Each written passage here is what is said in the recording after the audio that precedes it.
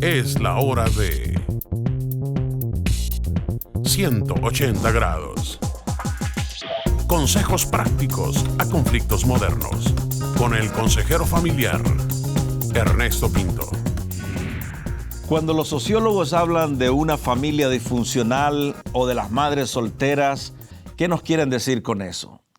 ¿Cómo lo traduciría en el lenguaje llano y entendible para sus hijos?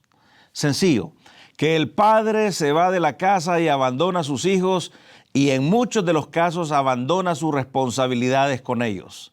Responsabilidades básicas como traer alimento, educar y dar un poco de cariño. Muchos hijos nunca saboreamos la palabra papá. Nunca llegó ese progenitor a la graduación o al partido de fútbol. Los sociólogos hablan de familia disfuncional, de las madres solteras. Están entonces hablando de que esos hijos e hijas están siendo marcados a vivir una vida cuesta arriba. Pero todavía seguimos insistiendo en preguntas filosóficas. ¿Por qué tanta pobreza? ¿Por qué tanto dolor? Ante tanta miseria, ¿dónde está Dios? No sé, mi amigo, cuál sería la pregunta correcta, pero una de las preguntas debería ser, ¿dónde están los padres de estos niños abandonados? Entiendo que tal vez debes de separarte porque la relación no funciona, pero nunca debes de abandonar tus responsabilidades con tus hijos. Después de la pausa, te presento a nuestra invitada de hoy.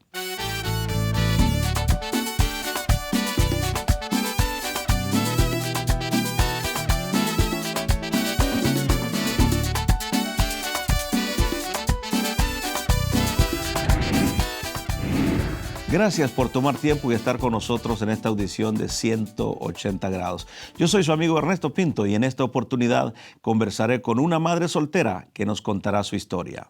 Ella nos visita desde la Argentina y antes de conversar con Mónica, le voy a agradecer a usted que nos escriba y nos cuente dónde nos está viendo, por qué canal. Si usted nos reporta este programa, me comprometo a enviarle un devocional para su crecimiento espiritual. Así es, visite nuestro portal que está saliendo justamente en su pantalla en este momento y repórteme esta audición. Esta entrevista fue hecha al aire libre y le aseguro que hacía un calor insoportable. Algunas veces va a escuchar algunos ruidos que no afectarán la historia. Ahora sí, vamos a la conversación con nuestra invitada de hoy. Mónica, bienvenida y por favor comienza contándonos algo acerca de ti y tu familia. Nací en Godoy Cruz, Mendoza, una provincia de la República Argentina. Sí. Bien, nací en un hogar disfuncional, podríamos decir. Crecí con mi mamá los primeros años. ¿Qué pasó con el papá? Bien, mi mamá, yo soy la segunda hija de una pareja que, digamos, nunca se casaron, no fue un matrimonio, así que, bueno, mi llegada fue un poco difícil, porque, bueno, si bien su primera hija fue mi hermana, fue un tanto aceptada, pero ya la segunda fue un poco más complicada. ¿Qué quieres decir que fue más complicada? ¿Que no te aceptaban o que qué fue lo que pasó? Sí, por parte de los papás de mi papá, vendría a ser mis abuelos paternos. No tanto mi abuelo, sino mi abuela, no le gustaba mucho a mi mamá como esposa de su hijo. Claro. Así que bueno, a mi hermana un poco la aceptó, pero ya conmigo era como un poco más difícil. Así que bueno, yo me crié parte con mi mamá y con mis abuelos maternos que vivían como a 400, 500 kilómetros de ahí de la ciudad capital de Mendoza. Así que bueno, mi mamá crió a mi hermana, un poco a mí y después se juntó con el papá de mis hermanos, de mis dos hermanos menores.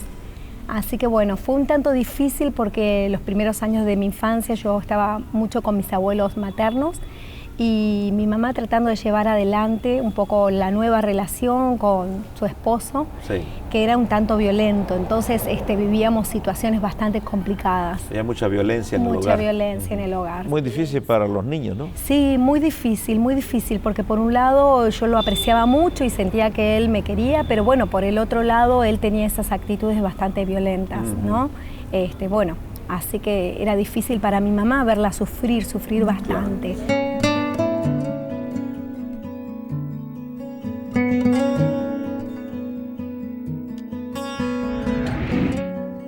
si volvemos al tema del padre biológico, ¿a los cuántos años Mónica despierta y dice, no está mi papá?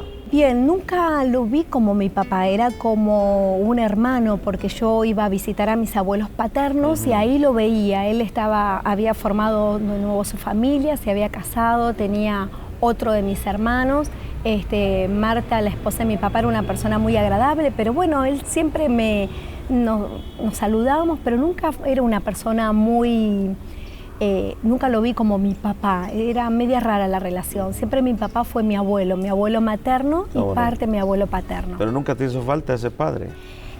Creo que mi abuelo Ramón, mi tata Ramón, que le decíamos allá, llenó ese vacío. Mi abuelo Ramón y mi abuelo Esteban, que fue el papá de mi papá, ellos dos fueron mis pilares como padres.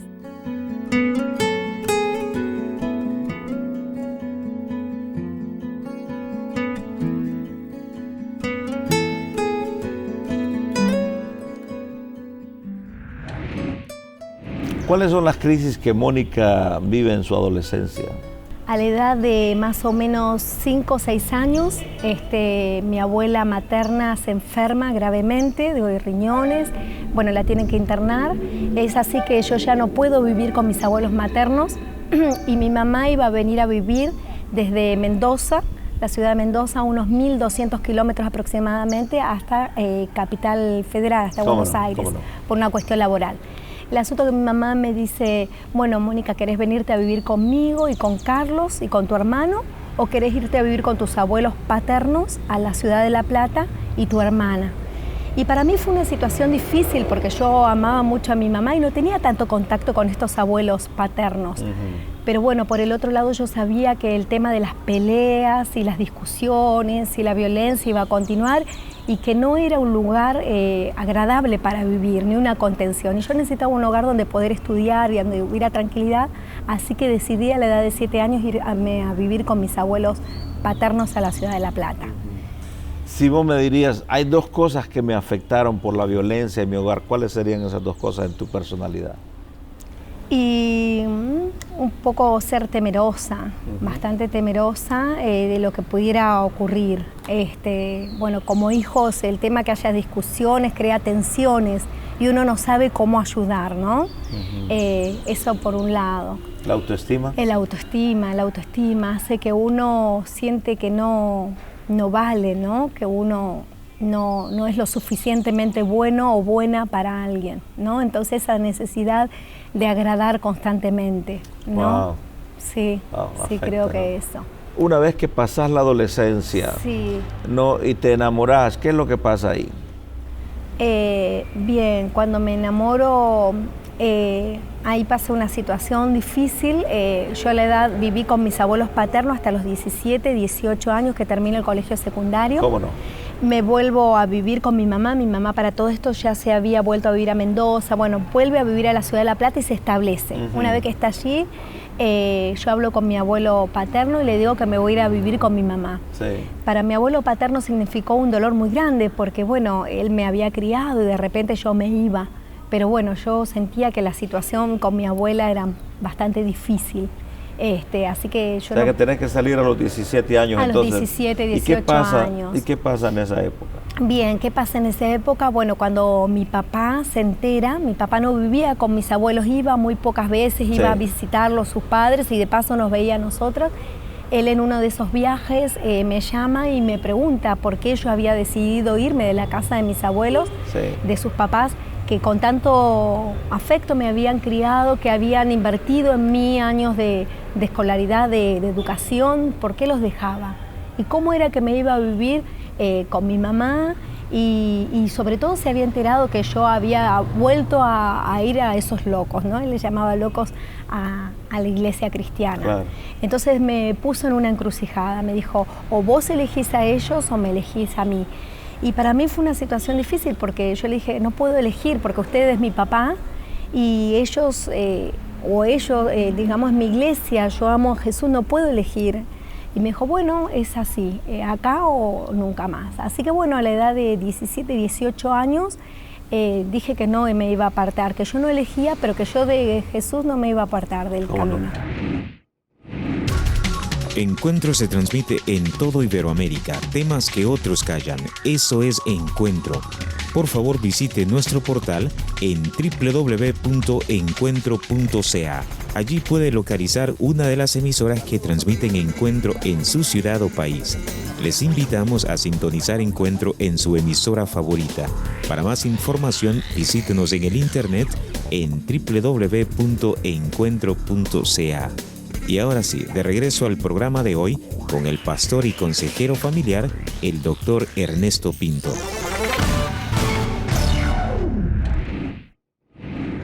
A usted que nos sintoniza, muchas gracias por sacar el tiempo y disfrutar de este 180 grados. Mientras tanto, quiero agradecerle a todas las personas que nos apoyan para que este esfuerzo televisivo sea una realidad a través de todo Iberoamérica. Usted también puede ser parte de este ministerio. Visite nuestro portal en el internet www.encuentro.ca y ahí hay una sección donde dice ¿cómo puedo ayudar? También puede ir a las redes sociales y buscarme bajo Ernesto Pinto y a través del PayPal puede ayudarnos a continuar siendo de bendición para muchas familias en nuestro continente. En el segmento anterior, Mónica nos decía que su padre la puso a decidir entre él y su nueva fe en Cristo. Mónica, creciste en un hogar donde la violencia era parte de la vida cotidiana. Me decías que también ahora eres una madre soltera y que experimentaste alguna violencia. Cuéntanos esa aventura de ser madre soltera. A la edad de 18 años, cuando yo voy a vivir con mi mamá, empiezo a asistir a una iglesia cristiana. ¿Cómo no? Y bueno, ahí conozco entre el grupo de jóvenes a un muchacho que era, bueno, que era amable, o por lo menos eso yo creía. Y bueno, empezamos a salir de novios, empezamos a conocernos, estuvimos 1 año y medio saliendo y bueno, yo ahí tengo relaciones sexuales con él y bueno, quedo embarazada. ¿Sin casarte? Sin casarme. Ay, ay, ay. Sí. Y el tema es que, bueno, si bien yo no registraba la violencia como algo, solamente registraba la violencia física, ¿no? El golpe. No registraba la violencia algo verbal, por ejemplo, que me insultaron, me hiciera callar o que, ¿no? ¿Cómo una persona creyente toma una decisión de esa? O sea, quiero entender el proceso que atravesaste entre tu amor a Cristo, tu fe a Cristo y ceder a una relación sexual ilegal fuera del matrimonio. ¿Cómo se da ese proceso? Creo que la falta de contención. Ya no tenía ni a mi abuelo materno, con mi abuelo paterno sí iba a visitarlo muy poco y bueno, y mi papá. Y de hecho... La falta de paternidad estás hablando. La falta de paternidad. Creo que hace que uno no tenga esa contención, ni ese afecto, ni ese... ¿no? Ese alguien que te defienda, alguien que te guarde, alguien que vele por vos y diga, no, ella es mi hija, o no. Pienso que esa falta hace que uno como mujer busque en el hombre el afecto, el acompañamiento, el cariño y el apoyo. Claro, la juventud también, las hormonas y toda la cosa. Exactamente. Y terminan entonces en una relación ilegal. ¿Y cómo se sentía tu corazón? Y mi corazón se sentía mal porque no era lo que yo había pensado para mi vida. Entonces me acuerdo que por un lado yo decía, me tengo que casar porque estoy embarazada, pero por el otro lado yo sentía que no iba a ser feliz. Entonces todo lo que durante tiempo personas conocidas, allegadas, me habían dicho, pero ese chico no es para vos, no estudia, no trabaja. Es como que no empecé a tomar conciencia que era realmente así. ¿Qué clase de familia iba a formar con alguien que no era responsable de sí mismo ni tenía compromiso? Entonces había una parte de mí que se negaba a vivir eso, pero por el otro lado no, si estoy embarazada tengo que formar una familia, no quiero repetir la historia de crecer, de que mis hijos crezcan, ¿no? Sin su papá o, ¿no? Y bueno... es una crisis para un adolescente terminar embarazada sin saber qué va a pasar en el futuro. ¿Qué va a pasar? Contanos qué pasaba en tu mente en esos momentos. Y una desilusión muy grande para mis abuelos que me habían criado y para mi mamá también que era cristiana. Entonces para ella un peso muy grande de que yo habiendo salido de la casa de mis abuelos fuera a vivir con ella y de repente llegar esta noticia, ¿no? Así que bueno, fue una situación muy difícil. ¿Qué pasaba por tu mente en esos momentos que estás embarazada sin un futuro. Sin un futuro. Bueno, de hecho hablé con Marcelo y le comenté, ¿no? ¿Qué hacíamos si yo le hablaba a mi mamá o me acompañaba a él o le decía yo primero sola, después le decíamos los dos? Y me acuerdo que íbamos caminando y él levanta la mano para golpearme, entonces yo me quedé quieta, así muy sorprendida, y le pregunté si sería capaz de golpearme. Entonces me dijo, sí, por supuesto, de esto y mucho más. Entonces ahí como reviví todo lo que había pasado de chica. Entonces dije, esto no quiero para mis hijos, para mi hijo, no quiero para mí esto que yo ya viví, ¿no? Entonces es como que me quedé muy choqueada y ahí es como que entendí el límite. Dije, bueno, me fui.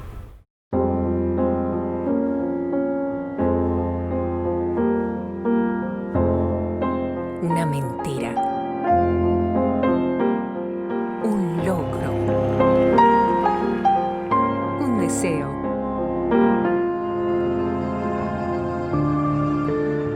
una mirada,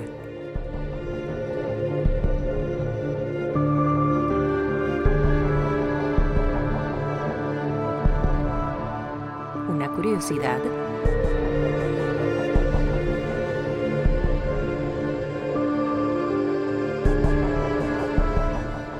un paso.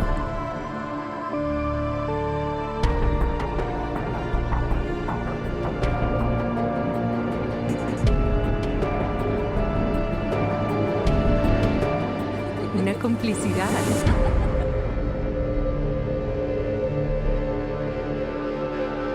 Un roce.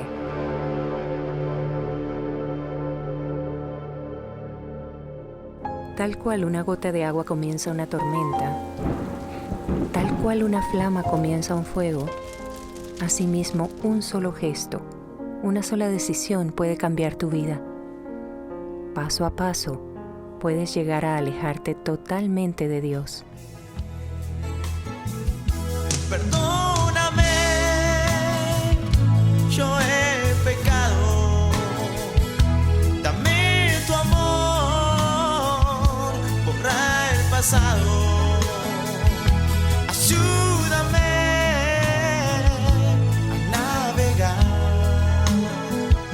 Señor, contigo yo quiero estar. Usted está disfrutando de 180 grados y nuestra invitada de hoy es Mónica Rosas. Ella nos dijo que le falló al Señor y ahora queda con un hijo en sus brazos y el papá que ya no aparece en la foto. ¿Cómo regresas a los caminos del Señor, Mónica? Cuéntanos. Bien, yo me reconcilio con el Señor pidiéndole perdón. Primeramente estaba embarazada y preguntándole qué hacer, ahora qué hacer. Entonces me acuerdo que me dio una palabra en Isaías 54, donde habla de la mujer abandonada y triste de espíritu. Como mujer abandonada y triste de espíritu, sí, te amó Jehová. Y bueno, y me dio toda una palabra impresionante y como diciéndome, bueno, yo te adopto como mi esposa, yo soy tu esposa. Y todos tus hijos serán enseñados por Jehová. Y bueno, y la verdad que yo me sentí amada por el Señor y perdonada sobre todo. Así que bueno, ahí es donde me reconcilio con el Señor y decido empezar, continuar, digamos, avanzando con el Señor, y Él fue abriendo las puertas en dónde vivir, cómo criar. No fue fácil, pero bueno, ese fue... No sé si recordás la oración sí, que le hiciste al Señor en ese momento. ¿Qué le dijiste al Señor al reconciliarte? Que me perdonara, porque bueno, yo sentía que le había fallado, que Él tenía algo grande para mí, pero que yo a la hora de escoger no lo había elegido a Él, ¿no? Creo que siempre sentí que Él iba a estar conmigo y que yo podía hacer otra cosa si total Él podía esperarme, ¿no? Lo que no entendía es que hay propósitos y bendiciones para nuestras vidas que las perdemos en la desobediencia. Que Dios no deja de ser Dios ni su amor cambia, pero sí cambia nuestra vida en eso. Destruimos muchos de los planes que Dios tiene para nosotros. Exactamente. Entonces mi corazón era muy dolido. ¿Cómo puede Dios arreglar este corazón tan herido? ¿Y Dios lo arregló? Dios hizo algo nuevo, ¿no? Dios hizo algo nuevo. Puso perdón donde había mucho dolor, mucha tristeza. Así que sí, eso hizo. Sus ojos son que cubre la tierra y el mar, su rostro de gran majestad refleja su gracia y bondad. Mi Dios grande, mi Dios fuerte, Dios eterno, Salvador de mi vida eres tú, mi Dios grande. ¿Cuál sería tu mensaje a aquella madre soltera que nos está escuchando, que está luchando con sus hijos? ¿Qué tú le dirías? Y le diría que no hay mejor esposo que el Señor, que Dios. Esa palabra es importante para mí. No es fácil estar sola, ¿no? Y desgraciadamente uno ve que otros disfrutan, ¿no?, de un afecto, de un cariño, y uno se siente realmente que esa parte la necesita. Pero bueno, el estar en traspiés, en desobediencia, no conduce a bendición. Y ni es bendición para una ni para nuestros hijos. Así que entendiendo que cada decisión que tome como mujer y como madre va a afectar a mis hijos, Sí. y puede acarrear tanto bendición como maldición, yo escojo la vida y decido ser obediente. Mónica, quiero agradecerte por venir a 180 grados y compartir con nosotros. Muchísimas gracias. Dios les bendiga. Su sangre vertida en la cruz que trae a mi sanidad, su nombre gran autoridad, levanta el mundo en libertad. Mi Dios grande, mi Dios fuerte, Dios eterno, Salvador de mi vida eres tú. Mi Dios grande, mi Dios fuerte, Dios eterno, Salvador de mi vida eres tú. Cuando Él abre su mano, extiende su poder, su gloria nos alcanza, la tierra llena es. Proclamo mi alabanza, mi voz, todo mi ser, se rinden al más alto, al digno de poder.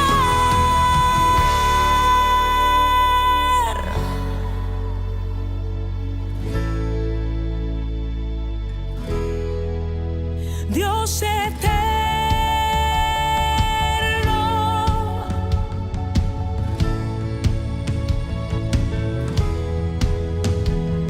la tierra hoy se rinde al estrado de sus pies, y nadie se resiste a su voz y a su poder. Los cielos se levantan y proclaman a su rey, sus hijos le exaltan, la victoria está en él. Mi Dios grande, mi Dios fuerte, Dios eterno, Salvador de mi vida eres tú. Deseo agradecerle a usted por acompañarnos en este 180 grados. Y Mónica, muchas gracias por tu valentía de venir y abrir tu corazón a nuestra audiencia. Lo único que me resta es invitarlo a usted, papá, sí, a usted, que se acerque a Dios. Le aseguro que si usted se entrega al amor de Dios, Él puede volver el corazón de sus hijos hacia usted. O más bien, debo decirlo, usted tiene que volver el corazón suyo a sus hijos, porque ya ha entregado su corazón a ese Dios que le ama tanto. De hecho, en el capítulo 15 de Lucas, Cristo nos cuenta una historia donde un papá se reconcilia con sus dos hijos. Para Dios, mi amigo, nunca es tarde. Y este es el día en que usted puede regresar al corazón de su familia, al corazón de sus hijos. Como dijera nuestra invitada de hoy, solo en Jesucristo encontramos paz y esperanza. Y este es el día para usted. Esta es la oportunidad para que usted mire al cielo y le diga, Señor, perdona mis pecados. Perdóname si te he fallado al abandonar mi familia y permíteme regresar. Mi amigo, no tardes más. Al despedirme, quiero agradecerte por haberme acompañado y recordarte que Dios te ama y yo también.